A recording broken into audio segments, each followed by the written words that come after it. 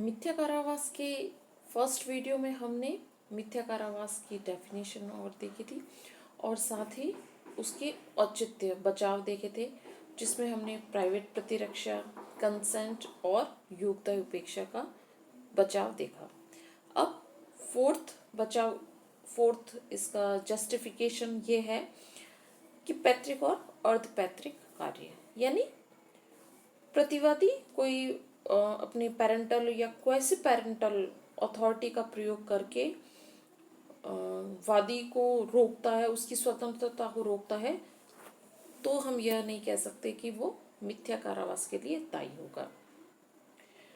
Next में हम देखते हैं कि यदि लीगल अथॉरिटी है, तो यदि कोई न्यायाधीश के कोई गलत आदेश से किसी व्यक्ति को कारावास होता है, तो न्यायाधीश के विरुद्ध वाद नहीं चलाया जा सकता, क्योंकि न्यायालय न्यायिक स्वतंत्रता के अंतर्गत कार्य करता है और इस तरह से न्यायालय कभी भी मिथ्या कारावास के लिए दायी नहीं होगा अगर कार्य सद्भावना पूर्वक और अथॉरिटी के अंतर्गत किया गया है।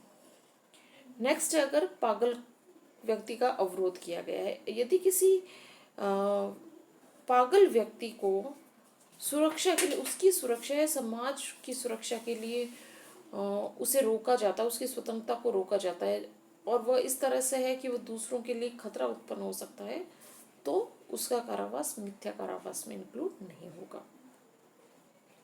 नेक्स्ट है न्यायिक कार्य। यदि न्यायिक कार्यों के अंतर्गत अगर मिथ्या कारावास है, तो न्यायालय दायी नहीं होगा। इसके कुछ हम अच्छे केसेस देखते हैं। बर्ड वर्सेस जॉन्स, जिसका जो न्यायालय ने कोटेशन दिया था, वो मैंने डेफिनेशन क्लोज में भी आपको बताया। इसके फैक्ट्स हम देख रहे हैं कि इसमें एक पुल के दोनों किनारों को प्रतिवादियों ने अवैध रूप से घेर लिया था, ताकि नौका दौड़ के जो दर्शक हैं वो उस पे खड़े हो सके। इस तरह से जनता के लिए वो किनारे बंद कर दिए गए थे।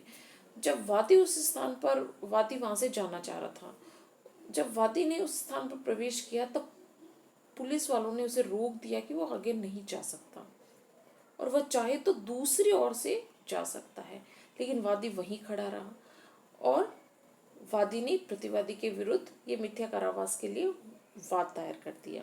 तब न्यायालय ने निर्णय दिया कि यह मिथ्या कारावास नहीं है, क्योंकि वादी की स्वतंत्रता पर पूर्ण अवरोध नहीं लगाया गया है और वादी अगर चाहता तो दूसरी ओर से जा सकता था। एक और केस हम देखते हैं, हर्ड का केस है, खान मजदूर वाला केस है। इसमें क्या हुआ, एक अवयस्क बच्चा था, वो कोयले की खान थी, वो लिफ्ट के थ्रू खान में नीचे गया और उसको वापस आने का भी अधिकार था, लेकिन उसे अवैध रूप से रोका गया था और लिफ्ट से ऊपर आने से रोक दिया गया था। तो इस तरह से उसको जो अधिकार था, उस अधिकार को कि लिफ्ट से ऊपर आने का जो अधिकार था, उसका प्रयोग नहीं करने दिया गया। तब न्यायालय ने कहा कि उसकी स्वतंत्रता पर रोक लगाई गई है, लेकिन इस तरह से इसमें यह भी कहा गया कि